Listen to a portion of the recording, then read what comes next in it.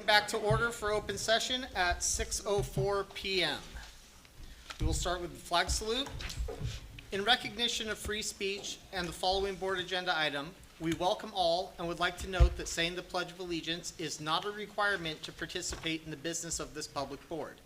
If you do not say the pledge for religious, political, social, or personal reasons, you are most welcome here as an equal participant in the business of this board. So for those who would like to do the pledge, please rise. Salute.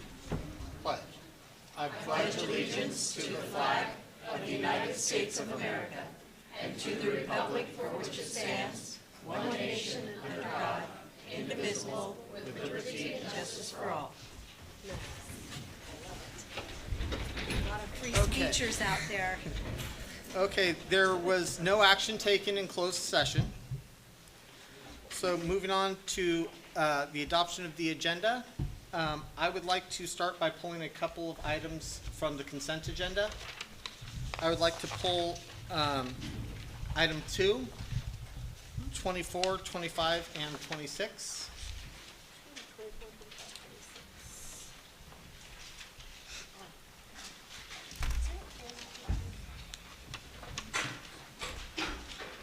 Move to approve the agenda with the items pulled from consent, Okay. item number 2, 24, and 26. All right, and do I have a second? Second. Oh, Okay, wait, I don't think I said the right numbers. 2, 2, 24, 25, and 26. Okay, and we have a second? Second. Okay, so because we don't have everyone here, we'll do a roll call vote. Mr. Mason? Aye. Trustee Pope? Aye. Trustee Anderson? Aye. Trustee Kelly? Aye. And chair votes aye. Agenda is adopted. Okay, organization reports. CUTA, Vanessa Mason?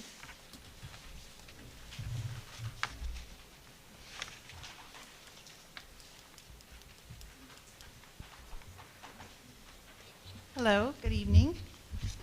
Last night, CUTA began voting on the proposed salary schedule agreement that we have with the district, tentative agreement. And in the last 24-hour period since voting opened, 50% of our members have voted already. So hopefully it's a good sign. We won't know until Friday when it closes. And then tomorrow night, CUTA is having we're hosting a teacher party. And so it's a great time for all of the teachers to get together outside of the school day. And what else was I going to say? I think that's it. Any questions? Where are you going? Yeah, that was my question. That sounds Private location undisclosed. undisclosed location at 4:30. We just want to send something over We for are you. having Schools Credit Union. Thank you, Carol, for the contact for Schools Credit Union. They'll be attending. The Standard Insurance is coming. California Casualty, and then we also opened it up for any teachers or their spouses who have home businesses, so they have the option of having tables set up at the event too. Well, fun. Yeah. Great. Sounds fun. All right, thank you very All much. right. You sure we can't know the location? Okay, do we have a report from CSEA? And I spoke with Ms. Nod, and she did not have a report tonight. Okay, moving right along. Reports, presentations, CSBA Equity Network and WestEd update. There we go. So one of the things the board had been talking about for the last year and a half was the 2 board members and myself joining the CSBA Equity Network to take a look at the processes and policies that we're doing as it relates to equity. And so Ms. Kelly, Trustee Kelly and myself have attended 2 sessions. We have 2 more left. And then I was going to go ahead and briefly just turn it over to Ms. Kelly to see if she wanted to add, and then I'll jump in if there's something else. But our point tonight is really just to kind of give you an update that we've been going, and it's been going well, and we wanted to just let you keep it on your mind. Thank you. So, yeah, we've attended 2 meetings. We've been anticipating this network for quite some time, so we're very excited to be involved.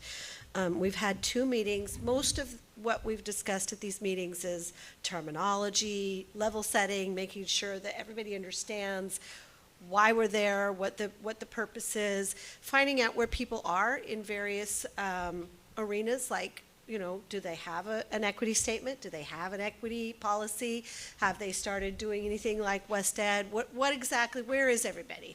And happy to report that we're right in the mix. We're actually a little bit ahead of the curve on some of it. We have a policy, and the nice thing about our policy is that West Ed, who's going to be doing our equity work, internal, like our operational equity work, they've reviewed our policy and came back with a really strong review for it. Doesn't mean there's not room for improvement. Definitely at the upcoming meetings from the Equity Network, we're anticipating or hoping that we will be digging deeper into what policies we have in place and how to improve those. So another thing that's going to be happening with West Ed is I'm going to be participating, so I'm excited about that. And then the West Ed committee, or the equity committee, will be reviewing the policy and providing their feedback as well. So we definitely will have some work to do as far as upgrading and updating our equity policy, creating an equity statement, et cetera. One of the things that we're anticipating will happen with the West Ed Equity Committee is that we will be conducting a root cause analysis, which is great because it will really dig deep into some uncomfortable conversations and find out, where we have work that needs to be done. And this is the same type of work that's being done for other districts who have been identified as having disproportionate outcomes, disparate outcomes, and they have been kind of put on probation with the state, so to speak. But the first thing that they do is a root cause analysis. So we don't anticipate that we would ever be put on probation. We've always been a very equitable, forward district and intend to be even more so. But if they're doing a root cause analysis, I think that's a great place for us to start as well. So I'm excited about that happening. And then I just wanted to say kudos to Mr. Lear, Superintendent Lear, and the staff, because we've had just a few brief conversations, input from community about equity. We immediately added it to the superintendent's goals for the year, and lo and behold, they're charging forward with a great plan using West Ed. And so kudos to them, and thank you, and I'm excited for what's to come. Good. All right, that was a lot. Yeah, and I just a couple other tidbits to add. One of the things that, as we learned as we went through the equity sessions with CSBA, was we actually were one of the few that had a policy. So we thought that was kind of interesting, because I think, at least Kelly and I, as we went through it at first, we thought we were going to be the only ones without one. And then as we move forward, our hope is that they'll give us some guidance on looking at our policy, analyzing to see what we could improve on. And then as it moves to West Ed, just to kind of let folks know that we're really excited, and I compliment our team. There's a smaller kind of leadership team within that. I think there's 5 of us really working behind the scenes the last 2 months as we started working with Dr. Browder from West Ed. And as Kelly pointed out, we did share our policy with her, and I was a little nervous, but she did come back with some very positive feedback. And she has a nice way, hopefully at some point she'll come here and share with the board. But she has a really nice way of saying, yeah, it's really good, but we could tweak this or that, and it just makes you feel good about. You're like, well, we feel really great about that. And then the last part is our first meeting we're holding with our West Ed Equity Group is October 12th. It's an all-day session, and we will come away from there starting to identify our outcomes goals and kind of a timeline for that. And with West Ed, we've identified that this is not just this year. This is going to be a multi-year process. So with that, we just wanted to give an update on where we were, just to make sure it's in the forefront of people's minds. I just want to say great job, Kelly, for your report, and yours too, Mr. Lair. I'm sorry, is it okay to speak? Oh, absolutely. And going forward with West Ed, I think it's very important because we've always worked on diversity. And, improving is always a good thing. Nothing's perfect.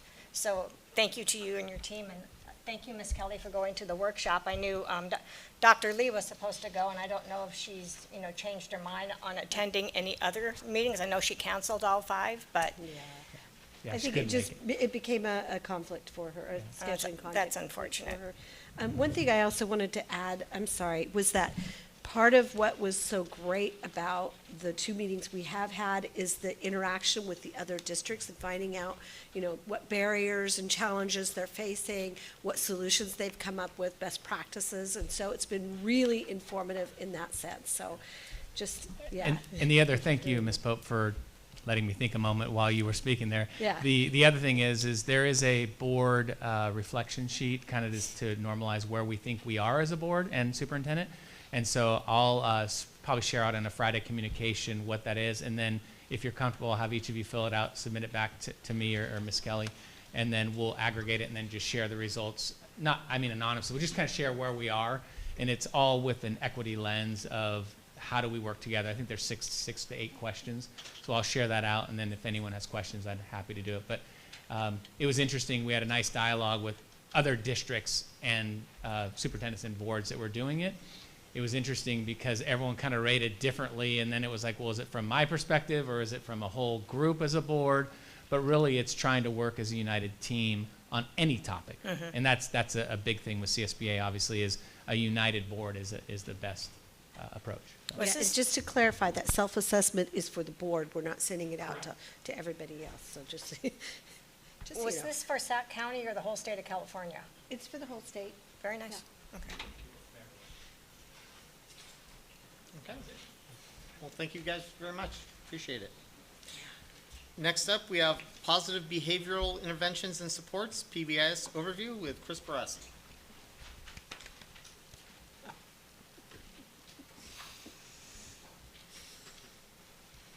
Hi again, everybody. Thank you for. It's on?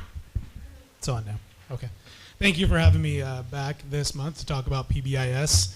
So I'm going to be going over PBIS, which, as you mentioned, is Positive Behavioral Interventions and Supports, which is being implemented in the district, across the district. We'll talk about that this year, if you want to post that for me. So the purpose of PBIS, and you guys have this in your packets, is to make schools more effective and equitable for students. It's really about creating expectations when it comes to behavior, and even dives in a little bit to academics and social emotional awareness, but making those predictable, consistent, positive, so you're creating a safe environment, not just for your kids, but for your staff as well. And really, PBIS is a framework. It's not a program that you implement and then in the next day, the next week, the next month, everybody acts perfectly. It is something that you are continuously going through a cycle of inquiry and making better, and we'll talk about how we're doing that in a district in just a moment. It is evidence-based, and it is for all kids. We follow a tiered program that starts with involving all students at all grade levels at all schools. This is that continuum of decision-making that we look at. So when we talk about PBIS, it really follows that multi-tiered systems of support model, where you have tier 1 supports at all schools, where that's going to hit about 80% of your students. You deliver it to them, but about 80% of your students are going to respond to that. There will be some more supports for about 15% of your students in that yellow area. And then those students that really need those intensive supports, PBIS provides that, and schools are working towards developing those. This is just a brief snapshot. This was taken from August of 2020 about how many schools are using it. You see back in 2000, that number has risen.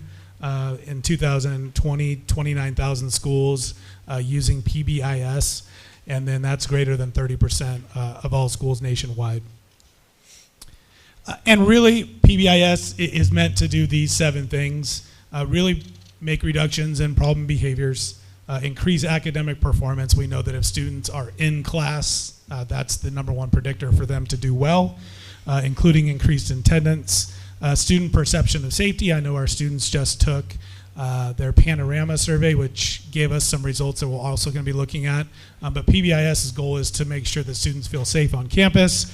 And then with teachers and staff members, giving them the ability to handle minor behaviors in class, and that really creates that teacher efficacy, and hopefully our teachers want to stay at our schools because we have such great programs in place and such perfect kids. This is just a model of what our implementation is looking like here in Center. We work with Placer County Office of Education to train and implement in 3 different tiers. So we'll talk about where each school is on this development. But in year 1, you really look, so for example, we have 3 schools in year 1 right now. Last year they went through year 1 training with Placer County. They all took teams and they're implementing their behavior expectations, their rewards incentives, and then some of their other protocols this year. Some of our other schools are in that year 2 and year 3 where they're offering those more intensive supports for those students that need them. So this is what some of our behavior matrix looks like. These are our elementary schools. As you see, our dragons at Dudley, they soar. So they safety first, own their choices. They're always kind and respect. And then you have North Country, Spinelli, and Oak Hill, and their expectations and mottos up there as well. PBIS also lives in our secondary schools. So as you can see, there's Center High School, who are fierce, proud, and united. And then over at Riles, they follow the Husky Code, which is be safe, be responsible, and be respectful. Here is what the implementation looks like here in the district. As I mentioned, we have 3 schools that are going through Tier 1 implementation right now. That's Dudley, Oak Hill. That shouldn't say Wilson C. Riles, that's a mistake. But that should say Spinelli. So Spinelli, sorry, I'm reading this whole thing wrong. Those are our Tier 1 and 2 trained. So those 3 schools, Dudley, Oak Hill, and Wilson C. Riles they've been doing this for a little longer. They have Tier 2 programs in place for students. The Tier 1 schools, those 3 schools I mentioned earlier, are implementing their Tier 1 now. That's Center High School, Spinelli, and North Country. McClellan will be going through Tier 1 training now, and they will be implementing in the fall of next year. And then we are still figuring out a plan for our Rex Fortune site and how they're going to roll out their implementation when they kick off in the fall of 23. So PBIS is an incentives-based program, so it's really rewarding students for exhibiting pro-social behavior and positive behavior. We have been training staff as we go. All certificated staff have been trained at each site. So that like those 3 schools that we talked about who are implementing Tier 1 now, their teachers were trained at the beginning of the year. Dudley, Oak Hill, Spinelli, and North Country all trained. Placer County came in and trained some of their classified folks at the beginning of the year. I was fortunate enough to work with our amazing bus driving staff. We trained back in August, had a wonderful day with them. I'm conducting a paraeducator training for all of our instructional specialist staff coming up next week. So some of those incentives that we talk about, unfortunately I didn't bring any of tonight, but Dudley has their SOAR tickets. So when students exhibit the behaviors that they're supposed to, they get rewarded with these incentives across the board there. At Oak Hill, they're receiving Otter dollars, Spinelli Tiger tickets. Center High School has gone really innovative and they've gone to the tech side. So theirs are all digital. So I'm actually going to ask Ms. Woods and Mr. Ferguson, they actually scan through a 5-star program. So all of our Cougars who are here tonight, they are demonstrating being proud in the community and really representing CHS. So they're going to come around and scan your tickets. You're going to do it quietly because you're not going to interrupt me. But they're going to scan and give you guys points for incentives for the student showing up tonight. So is this the QR code that Scott was telling me? And you guys can do that as I continue to talk. Yeah. So the last thing that I did want to talk about, PBIS has behavior expectations for all kids to use as have seen. When students don't meet those behaviors, And they get credit on whatever their I'll let account you guys is through that system. Scan their, Scan their card? How do I get it? oh, yeah, I'll try. so this is actually a really cool system where teachers can automatically scan their points to go towards their incentives, which is what we're doing now. They can scan their ID cards, I trust you. and they can return those rewards later. Ryan should get credit. Make sure you scan his card. We'll get Riley later. I'm sorry, Chris. I'll That's shut okay. it now.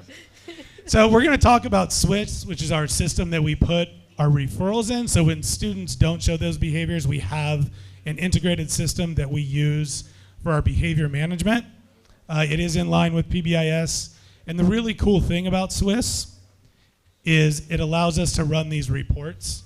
So we have core reports, which you can run referrals by time, location, day, month, any of these things that really give us the ability to pinpoint behaviors. So, for example, somebody might say, well, the cafeteria, it's crazy, right? So we can say the who, what, when, where, and why. I just wanted to say that's how long I took to do the whole site. Wow. Super quick. So they get credits for being here for their, And then they go into raffles. And so there you go. I mean Riley. I said Ryan. I'm sorry. Thank you, Ms. Woods. better than signing a, Somebody Ms. give Woods, that boy some better than credit. signing an agenda and they lose It it. is. Oh, you still have to do that. Darn, sorry. That's it. So getting back to these core reports, No, they still have to sign it. each school has a tier 1 team that looks at this data. They're going to start really looking at heavily in October when we have a lot of data. They can look at these and pinpoint issues that are going on to make changes, so they can devise interventions based on what's really happening at the school rather than making guesses. Those are really meant for these drill down reports as well. And one of the really beneficial things, and we were talking about equity earlier, is Swiss allows us to run equity reports. So you can see these 3 reports that we run. The risk index, you can run the percentage of students in a certain group that have at least one referral. A risk ratio, so that's the likelihood that one group would get a referral compared to another. And then rates by group. So you can run any of your subgroups and say, how likely is it that that subgroup will receive a referral compared to other groups as well. So that's going to take place. I am currently heading the district-wide PBIS team. We meet monthly. We are going to start looking, once we get data, at those reports on our sites, and like Ms. Kelly stated earlier, start having some of those tough conversations about what our data really looks like, if there is disproportionality there. And then those folks will be able to take that back to their tier 1 teams at their sites. So that's Swiss. Exciting stuff. That's PBIS in a nutshell of the district. Are there any questions? No questions, just exciting stuff. Very exciting. It Thank you. seems to have changed a little bit from when Mr. Jackson was here. There's a little more data that you Yeah. have presented. Is that all just because of the training and they keep on implementing new ideas? Yeah, and your presenter, I just gave you a lot more information. And the presenter. And the Yeah, presenter. Mr. Jackson was amazing, Yeah. but But you're better. I'm not going to say I did better, but I did just fine. Thank you, guys. Thank you, you very Mr. much. Barassi. Okay. You didn't Moving know we had so along. much fun at these meetings, did you? Committee updates, curriculum, instruction, and special education update with Mr. Mike Jordan.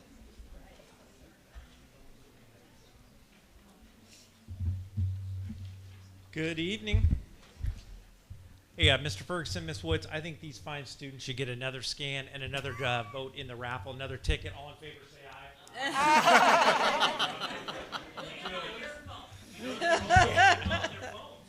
They're amazing. Your students are paying attention. They should get more points. See, I agree. All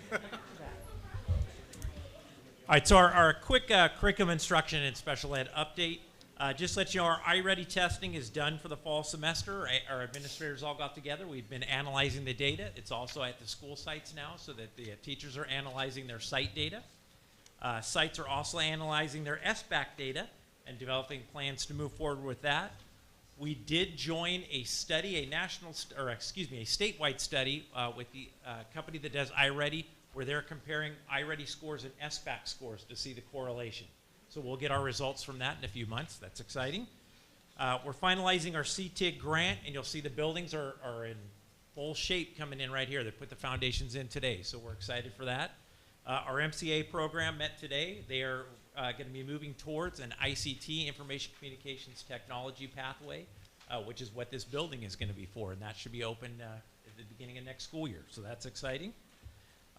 We're also pleased to announce that the Williams Law curriculum audits came through a couple of our school sites, and all of them came out with flying colors. So that's Congratulations. fantastic. That's all to the principals and the staff. They did a Good great job, job. guys. And maintenance. And in special education, we have added a new psychologist for our preschool. We have an influx of 3-year-olds that are coming in, so there's a lot of testing going on. We've also added a BCBA, which is a board-certified behavior analyst that's going to be working with housed at the preschool, but working with our preschool kids, Center High School, as well as Riles. We've added an ERMS counselor. ERMS is educationally related mental health services. We've added another counselor that's going to be helping out with our students with IEPs in the counseling area. We have trained up all our special education staff on the new Wyatt 4.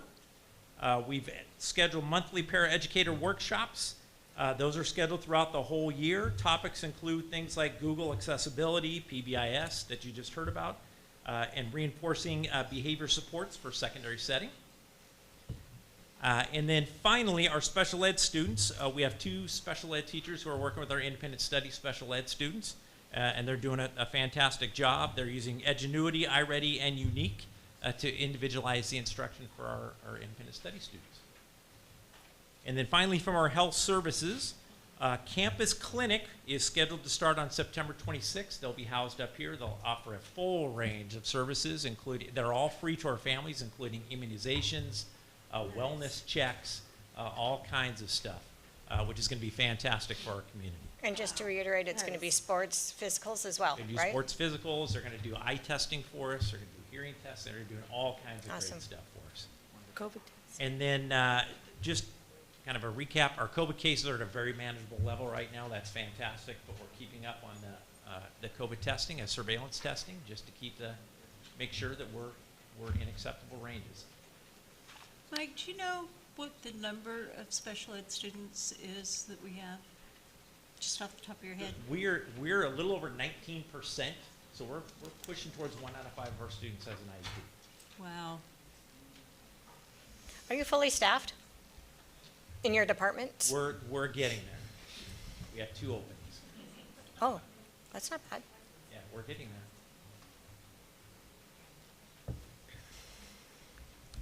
That's a lot. For the sports physicals, how easy would it be to get one from the doctor?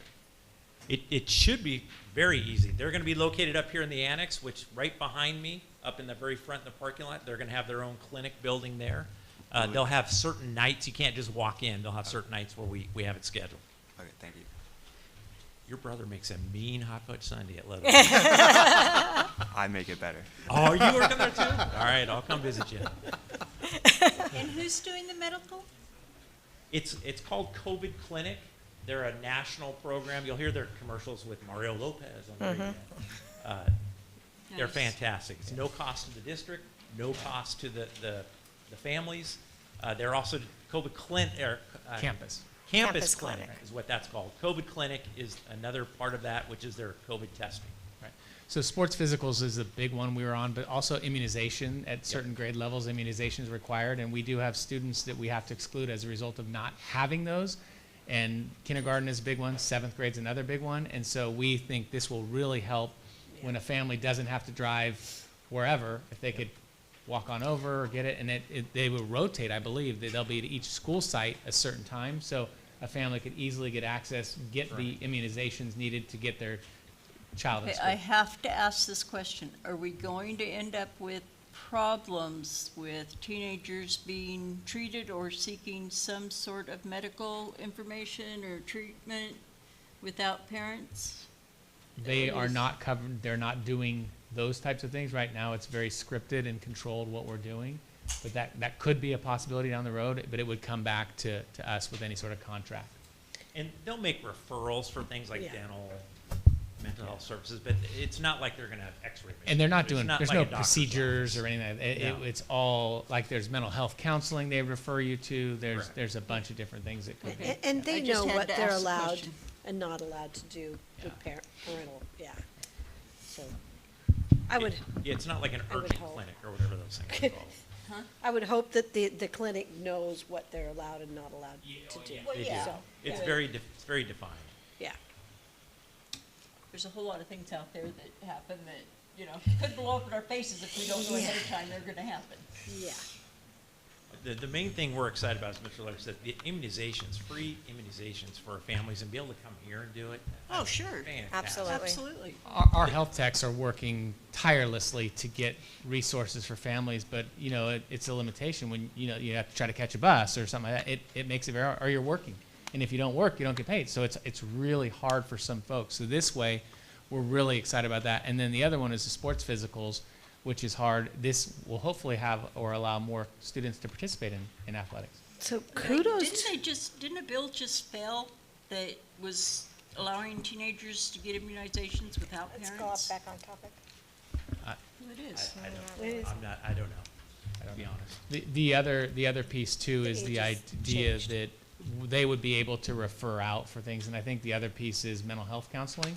We have a lot of resources within the district, but they will have connections. We also have Care Solace, which they can refer through, which it's really a positive thing for our things. It just brings it more local so you can have the direct access and get in there. And just to clarify, when we say immunizations, we mean the ones that are required for school. So kudos to whoever coordinated this with Mario. I like to send Mario and our team my thanks, because great. This is a great thing to add. More We haven't services. met Mario yet, but Was it Ryan? Just tell me it was Ryan. It was Michael Jordan who coordinated it? Yes. Very good. Nice. So I got lucky. Mr. Lair gave me a.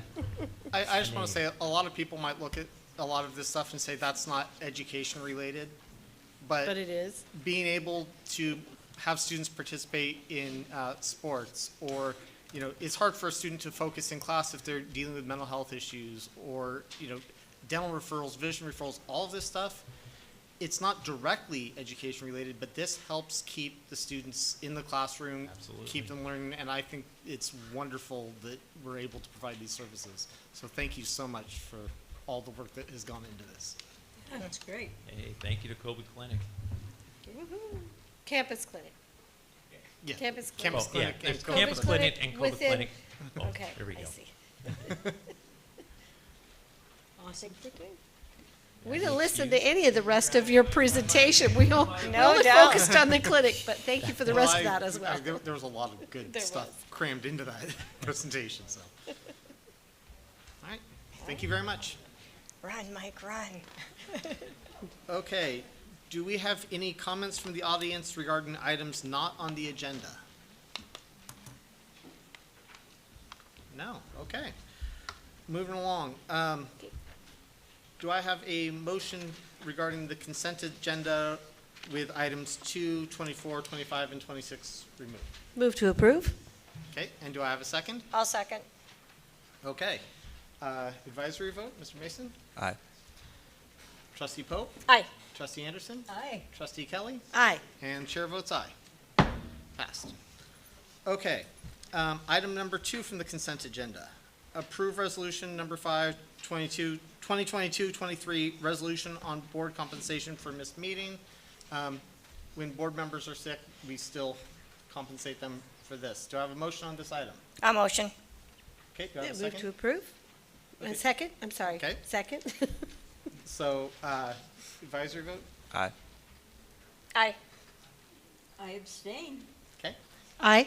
And chair votes aye. Approved. And just to clarify, the reason that I pulled that was to give trustee Anderson the opportunity to abstain. Since it relates to her, it would be improper for her to have voted to approve it. I had COVID last meeting, so I didn't attend. If you're sick, you still get approval. And thank you for not attending, We get sick leave. because that helps reduce the Yes, spread. yes, so we thank you. appreciate that. I'm We should glad pay you her took- I'm double. glad you took care of yourself, and I'm glad you're doing better. Okay, moving along, items 24, 25, and 26, and if there's no objections, I'll just lump these all together. Do I have a motion on this item? Move to approve? Okay, and a second? Second. Okay. I would like to just have a little brief discussion on this before we take the vote. Superintendent Lair, would you like to give us an overview on what this is? Sure. Yeah, thank you, Trustee Bruno. So these are 3 lists of books that we're asking the board to place up for surplus or discard. 2 of them, items 24 and 25, are both from libraries. and I'll get to that in a second. The third item is actually outdated textbooks. I believe Center High School had some books that have been replaced with newer versions. So to properly dispose of anything that's bought with state money, we have to go through a process. We can't just throw them in the garbage can. So what we do with the textbooks, we have to post them for 60 days that we'll be surplusing them. At that point, we actually try to sell them. There are some companies that will come in and actually try to buy them from you and take them to different places or church things, different things like that. If that doesn't work, we try to give them to people if they would want them. If that doesn't work, then we do end up recycling them on the textbook side. On the library side, you'll see two of them here. And actually, Trustee Pope and I had the luxury of being in the Riles Library the other day and looking at it, and she brought this up, so I'm a little more well-informed. One of the things, we have two new library technicians, and Mr. Jordan had been meeting with them about looking at their libraries and starting to cull through some of the books. A lot of our libraries have older books. The joke Mr. Jordan pointed out today was we had a book in there that referenced one day we'll land on the moon. And so what they do is they go through certain criteria that they agreed to. They will if things are outdated, if things are overly used, they just can't repair them anymore, they would put on this list. Additionally, if books, they had some books, and I think Ms. Peralt told us, from like 1991 that were in the circulation that had never been checked out. And so to make room for more popular titles, so the process that they went through here was to cull the books, which there's different types you can do it, at a standing every 5 years. But a lot of our circulation was old, so they're trying to get more things that are more relevant, up to date for students. And then if information was inaccurate, that would also then be updated and allow for more space. Because the libraries are full of books. Our libraries are great resources. Our staff has done a really nice job of keeping up, but it's time to go through them and update them. So that is what this process is. These books would then be put on this 60-day list on our website, and then a lot of them, I think in elementary, and Ms. Peralta even mentioned, was they would then be offered up to teachers to have classroom libraries in their own classroom if they wanted them. And then again, we go through a process where we allow people to take them once they're surplus, and then ultimately we would recycle them at that point. Hopefully we won't have too many. But some of it, if it's just so outdated and inaccurate, the moonwalk or Pluto's a planet or whatever it may be, it's just time to get through that. Okay, thank you. I just wanted to make sure that was transparent to the public so that there was no perception that we were censoring certain titles or anything like that. And just explain, I wanted to get out there to the public how we came up with the list and what will be done with the books. So thank you very much. Okay, any further discussion? Okay, advisory vote, Mr. Mason? Aye. Trustee Pope? Aye. Trustee Anderson? Aye. Trustee Kelly? Aye. And chair votes aye. Okay, informational items, California dashboard local indicators. And this is just an item we have to have publicly shared. It's just information. There's no vote needed. But what it is, and Mr. Jordan, you can jump in if I don't give this justice, but we have to update the local indicators for the California dashboard. They measure multiple things, participation in SBAC and things. So this is just our public airing of what we'll be putting towards our dashboard.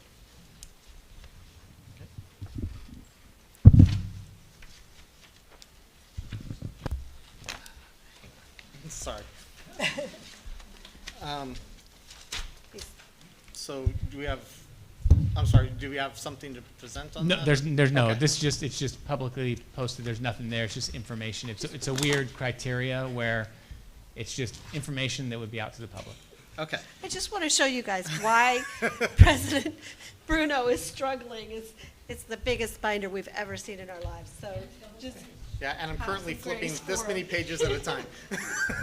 That's But the one good news is meeting's this is worth how of much backup we've work. made it through so far in this meeting. And just so everyone's aware, the agenda is always posted online. You can review it. You can review past agendas. You can review the agenda prior to any meeting. You And can- the And all backup. the backup stuff to go with Yes, it. all the details and stuff, it's all publicly available, with the exception of things that are in closed session because they're confidential. Okay, moving on, we have a public hearing. So, The governing board of Center Joint Unified School District, in order to comply with the requirements of Education Code Section 60119, will hold a public hearing on September 21st, 2022 at 6 o'clock, actually 6:43. The purpose of the public hearing is to comply with the Education Code Section 60119, which requires school districts to certify that the district has provided each pupil with sufficient textbooks and instructional materials consistent with the cycles and content of the curriculum frameworks. Okay. Perfect. So at this time, I am recessing the board meeting and at 6:44 PM and calling the public hearing to order. And so, Trustee Bruno, at this time, we would entertain any questions related to that item. But just as background, one of the things is we have to certify that we have enough instructional materials for all of our students. And as Mr. Jordan brought up a minute ago, the Williams lawsuit that came through years back actually addresses this. And so when Mr. Jordan gave that brief note saying we passed all of our Williams, it actually is an additional outside agency. They literally go into the classroom, take the roster of students that are enrolled in that class, and count the books to ensure. So I would not anticipate seeing any comment on this because we just went through an audit that was pretty clean. So congratulations, Mr. Jordan, again. Okay. But don't the students take books home with them? They would have those as well, yes. But the law requires that they have access to a instructional material. In the class as well as one to go home? Correct. And a lot of ours are digital now, so they would have access. And if they don't, Is then that we true, have. you guys? Okay, so are there any public comments on this topic? Okay, so We go ahead and close the public I will hearing and then close- move on to business item A. I will close the public hearing at 6:45 PM and resume the board meeting. Okay, so business item A, certification of provision of standards aligned instructional materials. And do I have a motion? Move to approve. Okay, and do I have a second? I'll second. Okay. Are we gonna have any discussion on this, or, nope, straight to the vote? Okay, Aye. trustee Pope, Aye. trustee Anderson, Aye. trustee Kelly, Aye. and chair votes aye. Okay, you know what, I'm sorry, I'm right-handed, this is not working. Okay. Okay, business item B, resolution number 3, 2022-23, Statement of Assurances Instructional Materials Fund. Do I have a motion on this item? I'll motion. I'll Second. Okay, trustee Pope motion, trustee Anderson seconded, and trustee Kelly was just a No, little too slow. Mrs. Anderson, second. I'll fight you for it. Okay, Just like to keep us moving. you know what, I apologize, I didn't ask for public comments on the last item. But, That's okay, we forget you. so, do we have an introduction to this, or? This is actually the follow-up to the public hearing we just held, so public did have an opportunity to comment. Both of these, Okay. resolution Okay. and that, certify that now the board has heard publicly, and now this is certifying in a resolution that we have it, and then we would share that with the state or any auditor. Okay. So, advisory vote, Mr. Mason, Aye. trustee Pope, Aye. trustee Anderson. Aye. Trustee Kelly, Aye. and chair votes aye. Okay, business item C, 2021-22 unaudited actuals report. Do I have a motion to bring this to the floor? I'll move. And a second? I'll second. Okay. Ms. Coronado.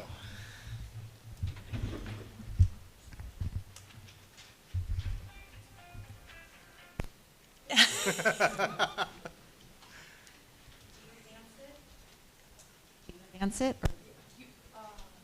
Did Mr. Brassy steal the thing? So, you're not so wonderful after all. Do we need security here to make sure there's no theft? Security. All right. I'm here to present the unaudited actuals for 2021-22. And what they reflect are all of the financial activity, the revenue and the expenditures for the prior fiscal year, running from July 1st, 2021 through June 30th, 2022. And always looking at the budget cycle. Everybody's already worried about this year. I know the principals are waiting for their funds for this year, but I need to close out the books for last year. I'm still working on that. So we are unaudited actuals, and then next comes the first interim financial report in December, where we will look at the budget. I want to take a moment to say that in this unaudited actuals report, it shows you the adopted budget that we adopted last June. It does not reflect the 45-day update to the budget. So you won't see that 45-day update reflected until first interim in December. And looking at the unaudited actuals, on the unrestricted side, we had $48.3 million in revenue and expended $37.4 million of unrestricted funds. The beginning fund balance was $11.9 million. There was an increase in our ending fund balance of $2.8 million.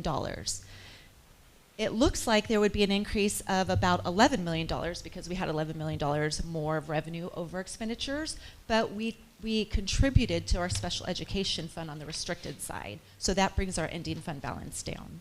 Why are those numbers different than what's on here?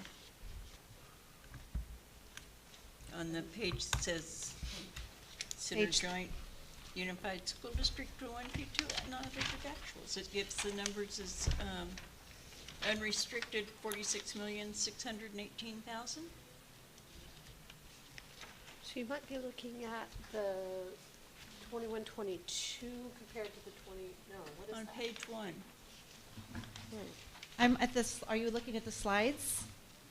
The what? The slides? No, she's looking at page She's looking at the one. narrative. Yeah.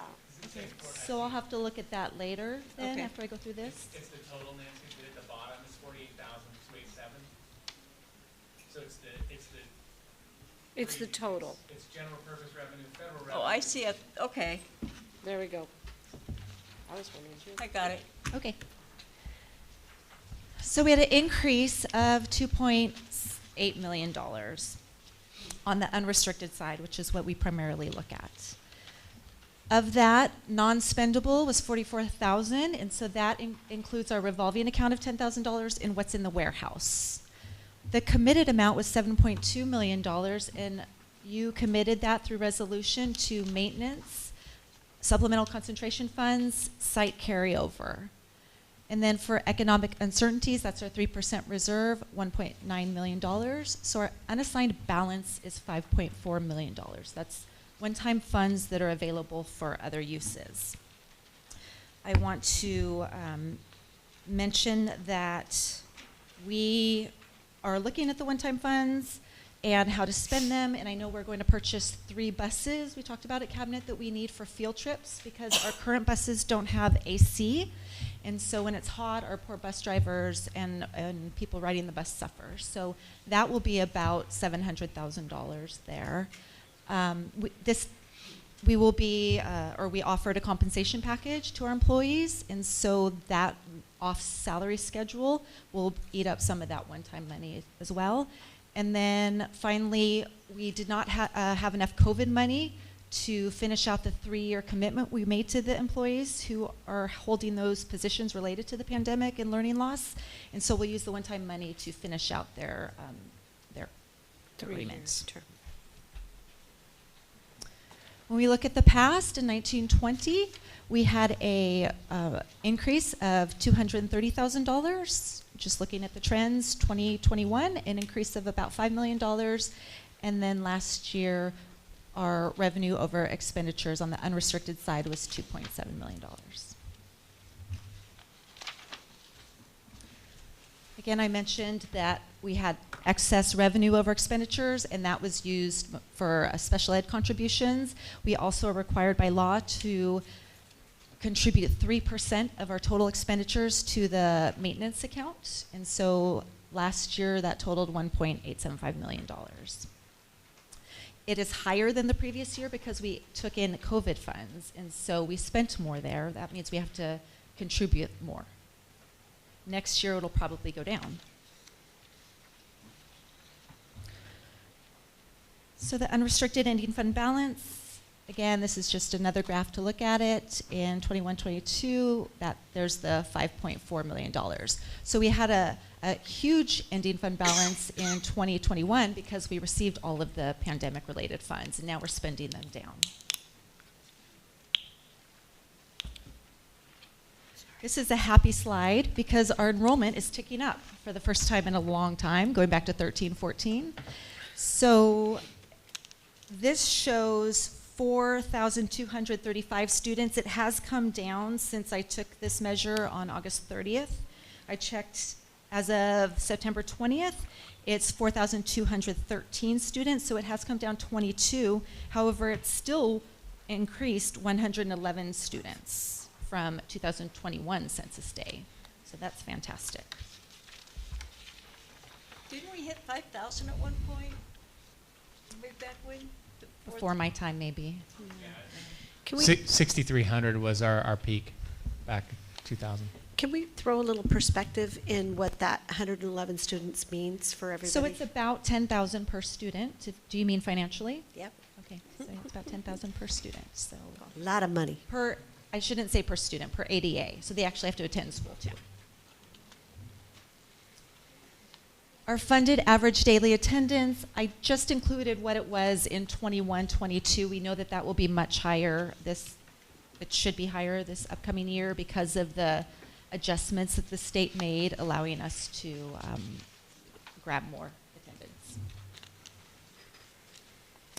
And then our other funds, we still have Fund 17, our special reserve, with $2.46 million. $2 million of that is committed to maintenance projects. We have Fund 20, our other post-employment benefits fund with, that should be a comma, $450,000. And in the trust right now, we have $1.4 million. Some of the one-time money will also go into the trust, but the stock market's kind of wonky, and so I'm waiting, trying to time it just perfectly for us. And then Fund 25 is our developer fee funds, and we have $5.6 million in there as of June 30th. I was curious to know how developer fees are coming in because of the economy and housing slowing down. And so I was a little bit concerned, but then felt better. In May, we took in 900,000, a little over 900,000. In June, about 950,000. July, 600,000. August, 300,000. In September so far, 200,000. So that was really declining and was concerning, but then I looked at last year. In July, also we took in 600,000, and in August we also took in 300,000. So perhaps it's just this time of year where they don't pull permits. However, they do their developments. In September, did that increase due to our increase of our developer fees? Has that come into effect yet? No, because the board approved that last month. I think it takes 60 days. Oh, that's postponement, right, so that's it would come right. into, yeah. It could be, I think the explanation is what you just said, is probably they're pulling permits supposedly after the wet season, and Yeah. then they're pulling more and then work on those throughout the summer. I mean, That makes So sense. that is something that we'll be watching closely. This shows what was in the unrestricted side of the budget, but that went unspent. People like to call it what fell out of the budget. And so that is a common question, so I thought I would include that this year. Department budgets. So these are personnel's budgets, business, maintenance that aren't carried over. $285,000 was not spent out of their budgets. We did not buy the electric buses. That's a different story. $823,000 was in the budget, and we're going to try to go with a different company and buy them this year. I thought we had a grant for those. We do have a grant for those, but this is just showing the unspent side. So we'll get the money back eventually, but I do have to apply for those, and et cetera. so we front it, and then we get reambushed on the I back see. end, yeah. And it's seven buses remaining, correct? We received one, but I think we're sending it back, so, Oh. yeah. At some point, I'd like It's to a have different a story. discussion about bringing that 3% savings back that we had always done, just save us in case of a issue. Or reserve? Site carryover, 543,000, and the sites do get that money. It's rolled over and they can accumulate it for big projects on their sites. Special education, what fell out was $1.23 million. So what we need to do is look at open POs that aren't expended more closely at the end of the year, and then unencumber some of the funds that aren't needed from those open POs. Because when they closed at the end of the year, all of the open POs weren't used, and that's what it totaled. So that was a big bump. Or spend it. Well, yes, if we need to. We spend enough in special ed, that's for sure. And then staffing, we budget for employees when they are posted, but then they aren't filled. And so the money's set aside for them, but when we don't hire them, then that money falls out. And then just other miscellaneous funds were $276,000. And then there are 2 corrections I want to comment on so that it's official. On the last page of the narrative, under fund summaries, it shows that the net activity was under what page? What net? Before you move on, Lisa, that's an awful big number for special education. Why has that not been used to some extent? Again, I have to work with the special ed department to see why they're opening POs and then they're not being used. So we open POs and say for X amount of dollars, and if it doesn't cost that much, then this would fall out. So it's not that it's not spent or wouldn't be spent, but let's say it costs $3 million, we think, to put kids in like a non-public school or a service, and it ends up only costing us $1.8 million. 1.2 falls out. Doesn't mean we aren't spending it on the students. It just means, so what Ms. Coronado's working with Mr. Jordan on is how do we keep it more specific? Back in the day, back in the day, we used to be like, hey, Ms. Coronado, can you add 50 more thousand? And so we tried to go the other way to say, here it is, so we don't have to keep asking, and then we don't spend it. But it just. Gotcha. Thank you. So on the last page of the narrative, it says the net activity for the bond interest and redemption fund is $761,545, and it should be $645. And on the second page of the Fund 1 SACS forms of the whole packet, the second page, I should have included the adopted budget amount for the revolving fund, which was $10,000, and the stores, which was $32,813.95. Those were left blank. You made mistakes? I know. I Darn. just can't believe But I found them, but just after the packet was turned in. Are we ready for questions? So I'm ready for questions. Okay, so actually, Before oh, we I'm get to sorry. questions, Public. are there any public comments on this topic? Okay, moving on. Sorry. Actually, my first question is not for you. My first question is regarding the money that was not spent on HVAC, and I'm just trying to make it part of public knowledge as to why that wasn't spent on HVAC. He's not here today. He Okay, is so absent. But as we stated in the past, the HVAC units were actually delayed, so we've Yeah. not received them. So we can't spend it until we can get them. Right. So that's exactly why that number is different. Yep, and I knew that. I just wanted to Perfect. make sure that was mentioned, why we didn't spend it. Okay, then we have, oh, wait a minute, let me go back. I think I had another question on that page. Nope. Okay. On page 1 of the unrestricted expense, something object by object, in the first section, A, other state revenues, I noticed that it dropped significantly for the restricted. So 6.9 million last year was what we actually used, unaudited, and 3.1 is what we budgeted. Is that because we're no longer getting new unrestricted funds for COVID? That's or- correct. Yeah, okay, That's great. correct.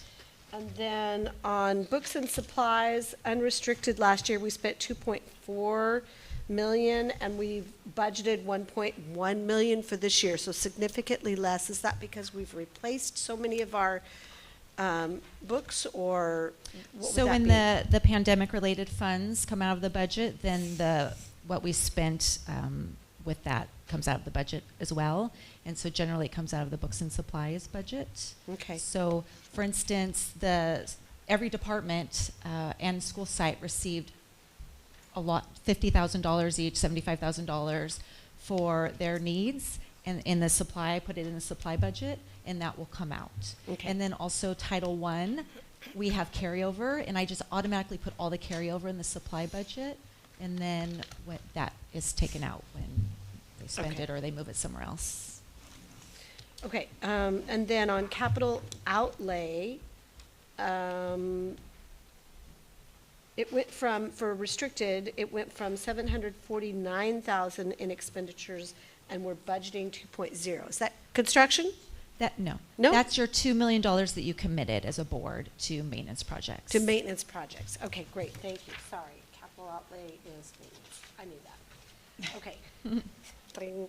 All right, on page 5 of the same document, unrestricted expenses by object, under LCFF sources, the second item, educational protection account, state aid current year. So last year, unrestricted, we spent 13.6 million, and this year, we're budgeting 8.1 million. So I'm just curious what the logic on that was. I don't know, so. Yeah, that's fine. So first of all, it will be higher because this was the adopted budget, not the 45-day update. That's part of Great. it.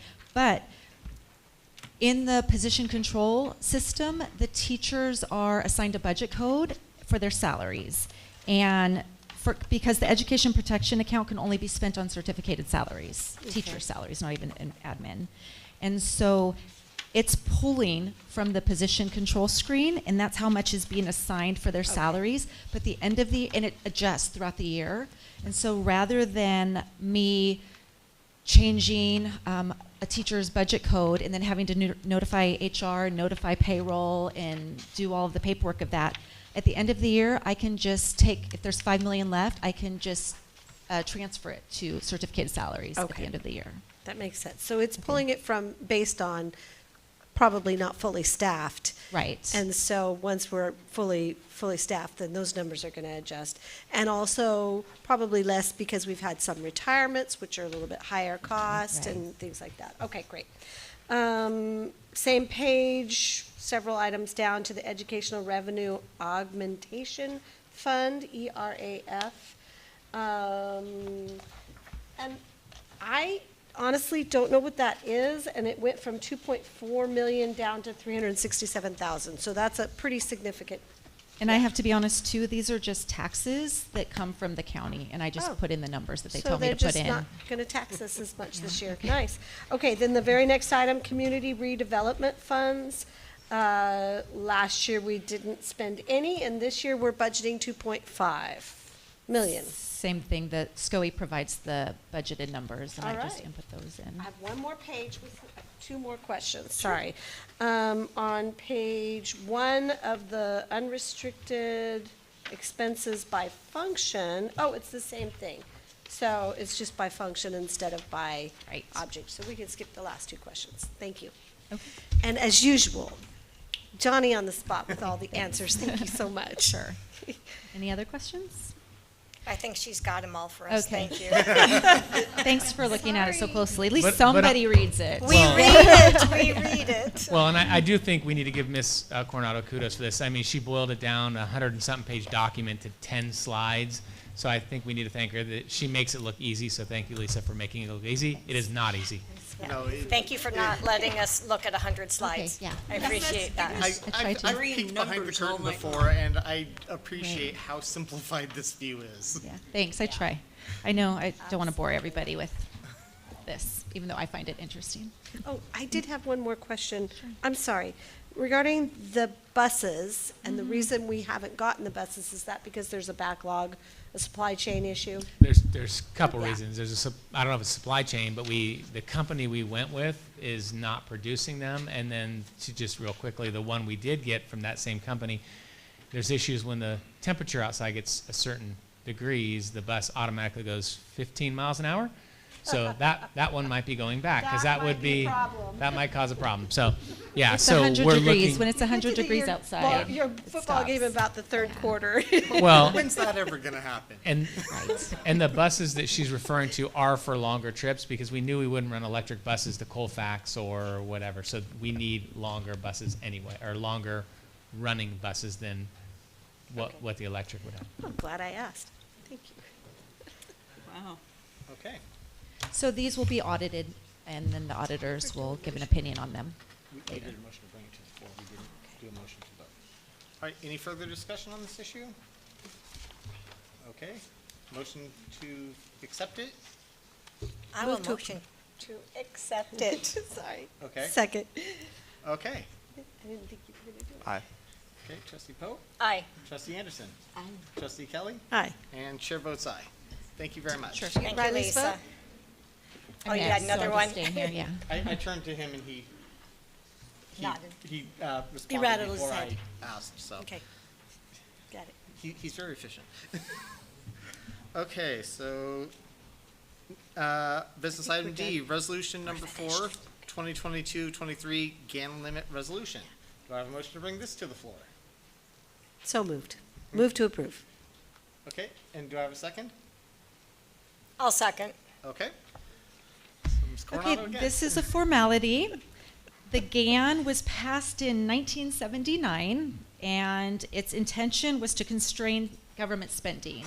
And school districts are considered governments and wanted to constrain our spending. And so they have to do a calculation. There's been adjustments to it and different bills passed, and so our revenue that we get is pretty much exactly our limit, and so it all works out. And then if we go over our limit, then we just take from the state's limit, and that's just an automatic thing that happens. So we would never, as a district, go over the limit. So, but we still have to do this as a formality. Okay. So if you could just vote on it, that'd be great. All right. So what you're saying is it's time to revoke the GAN limit.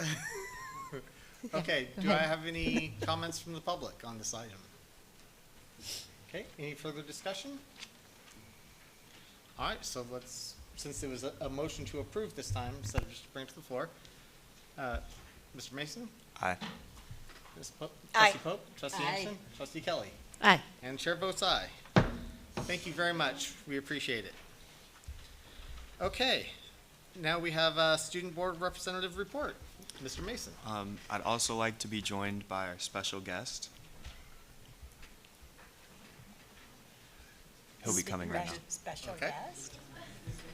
Riley? Do we have Can a you make sure you're special talking guest to- in the audience to join Mr. Mason? Oh. One Thank moment, you. please. We're standing by. Experiencing technical. Oh my roll. gosh, this is exciting. Oh, nice.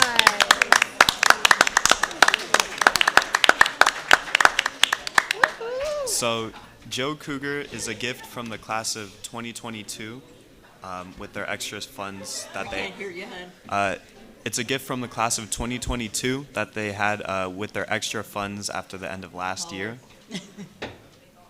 He's made appearances on almost every single event. He doesn't do rain though, so.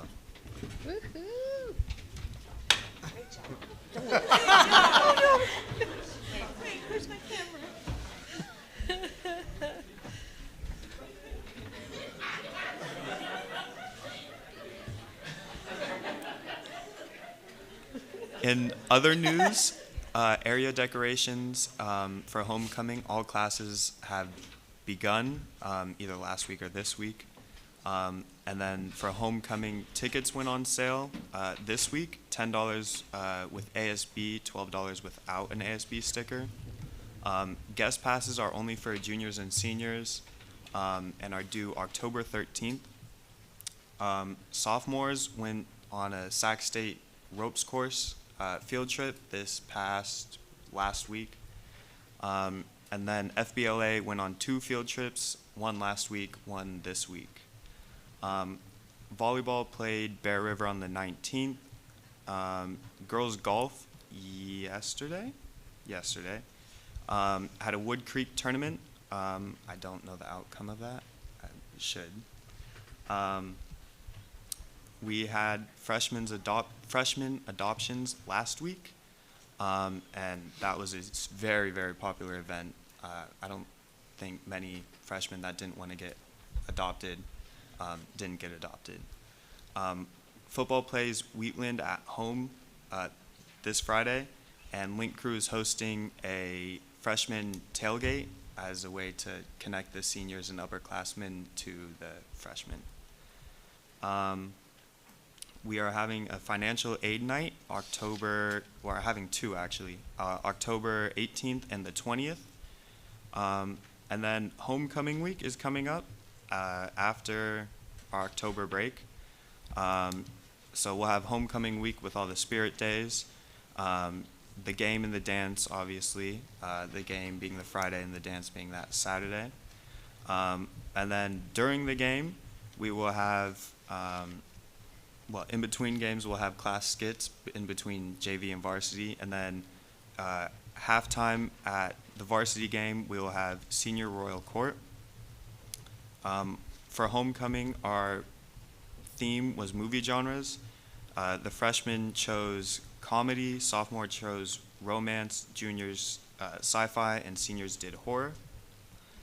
And then the dance starts at 7 and gates close at 8, and then the dance ends at 10. And over October break, do we call it? October break?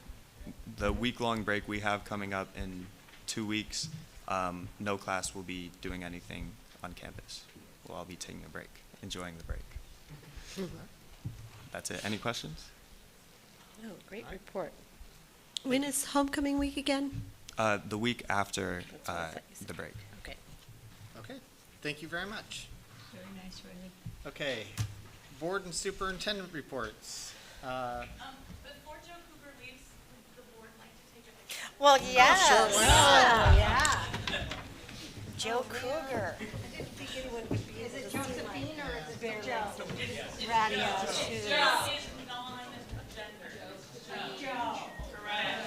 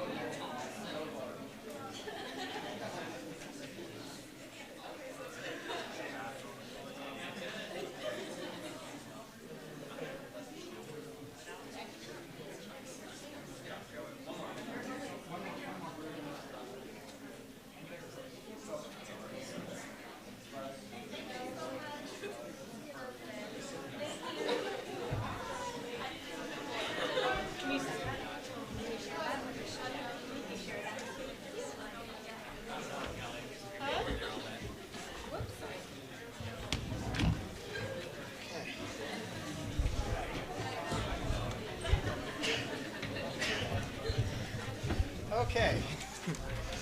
Getting back to the board reports. That's a good picture, especially of you. So trustee Pope, board report? Yes. So first of all, I was not here last month, so I apologize, but I love to see the seniors here and make it a full house. It just bringing back to normal is really nice. Also, looking in the audience, I see some faces that are not new to the district, but that are new to the boardroom. Ms. Parveen, I see you from Oak Hill. Mrs. Kent, I see you from Riles. Miss Olmsted, I see you from Spinelli. Miss Oliver, I see you from Oak Hill. And then Mr. Holmesley, I see you from Dudley. So welcome. I know you're not new to the district, but you are new to this room. So congratulations and welcome, everybody. Mr. Lair and I had the privilege of touring Riles Middle School with Mrs. Kent. Along with visiting classrooms, we did stop in the media communication studio. And the first thing I noticed when I walked in is this big green wall. And of course, it's a green screen. And then she's explaining, well, if you look in the camera, you'll see what the actual, I'm going to call it a stage or the setup was. And it was really kind of cool how they incorporated that. And I asked you, Ms. Kent, and I don't remember the answer. Was this something Mr. Bishop created? I know it was. Yeah. Is that right, Mr. Barassi? He was very much part of it. Yeah. It was a very cool setup, and I hadn't seen it before, so if you have a chance to walk it through Riles, I would highly recommend looking at the studio. We also stopped in Miss Peralt's library. She's the new librarian this year at Riles. And also, if you have a chance to stop in at the library, she's made a few changes, and it's just amazing what a few changes can do to a room. She now has a quiet area for staff and students. She's rearranged rearranged the books, but relabeled the books for sure, so it's easier to access based on the genre you want to read. She's got new chairs. It's really comfortable, and it's highly recommended by the students. So that's one thing, and if you have a chance to go to the library, I would definitely do that. We had a chance to stop at Dudley Elementary as well, and we visited with Mr. Holmesley, Miss Mason, and Mrs. Warner. Mr. Holmesley was so gracious to tour the campus with us, and we stopped in several classrooms. And we also stopped in Amy Limoges, is that how you pronounce her? Limoges. She is the intervention teacher. And she showed us this interesting spreadsheet she created for the students based on their assessment scores. And it's color-coded based on the multi-tier systems of support, which I don't know if the students know what that is, so I'm not going to explain it, but Mr. Lair, maybe you want to after I'm done.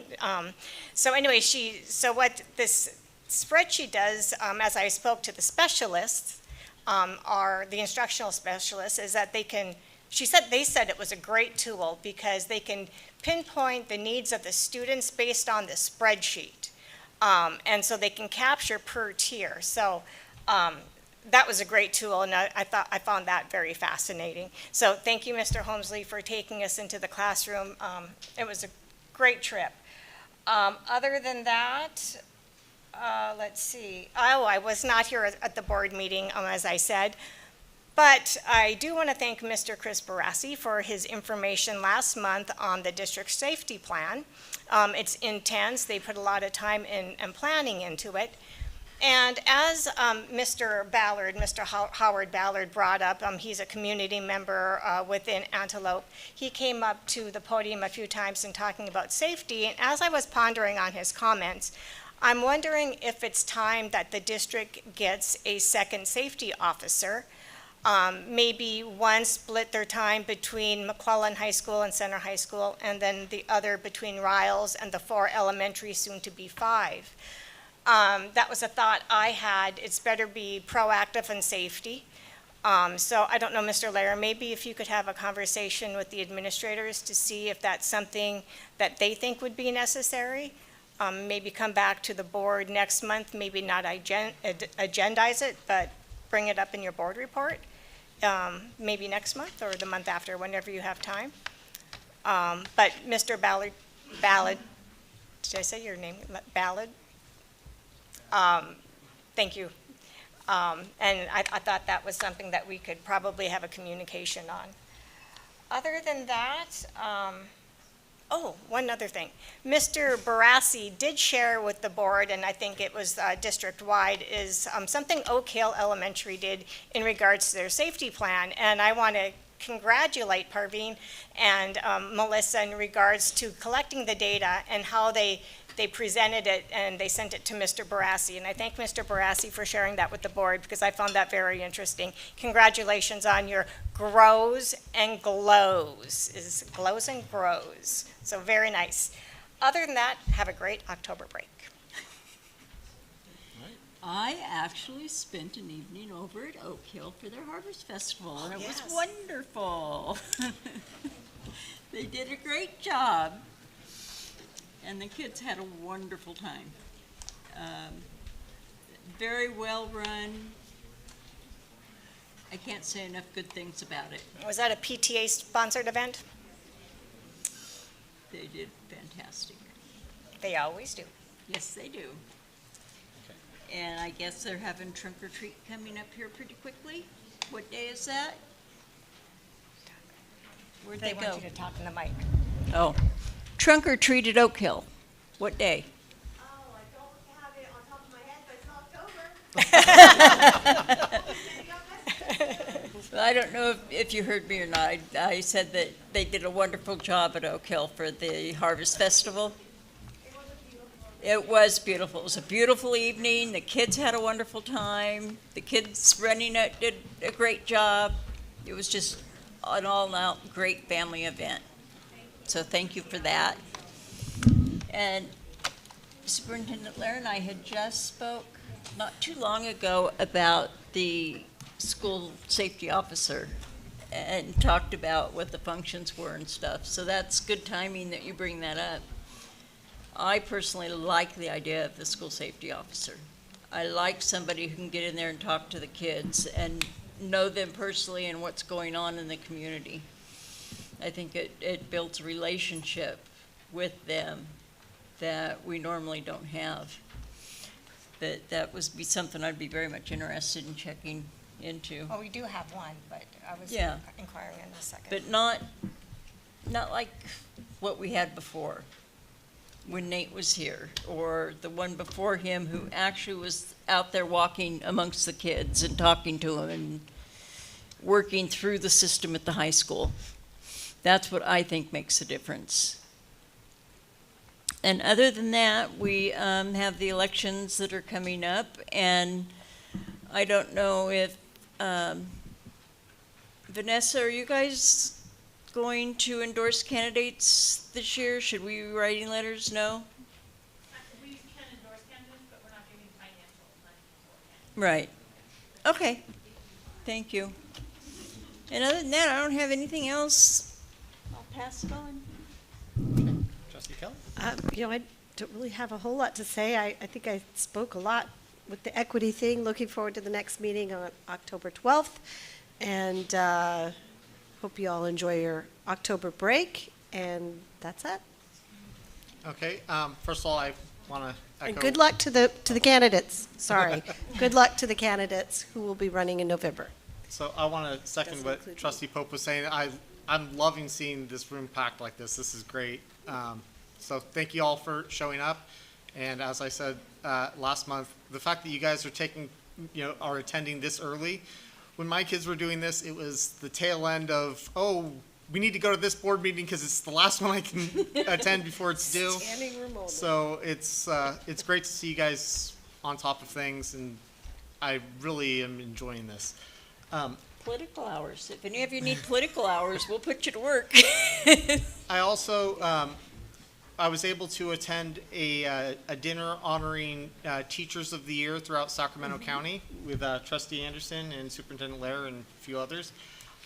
Congratulations to Katie Edwards, our Teacher of the Year, and it was a very inspiring event.